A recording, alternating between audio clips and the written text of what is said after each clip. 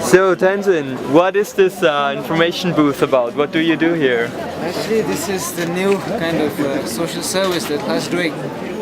It is we keep the phones, cameras, anything that's not allowed inside, we keep it here.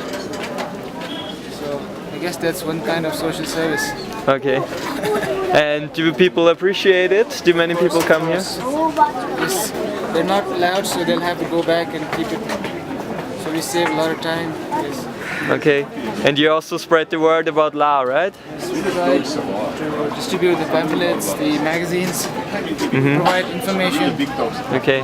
And you do this on every teaching that Dalai Lama gives, right? Yes. Okay. All the teachings. Okay. And how many phones do you store? Like each teaching or each day? How many what? How many phones do you store? I see. Well, it's been becoming like, it's been lesser and lesser. But I'd say about 100 a day. 100 a day. Okay. Great. And you stay here until the afternoon? We stay here until 4 o'clock. The teaching finishes at 3 o'clock. So when people come back, we give them back. Okay. Okay, cool. And you're not tired yet? That's my job. Okay. Okay, great. Thank you very much. Okay.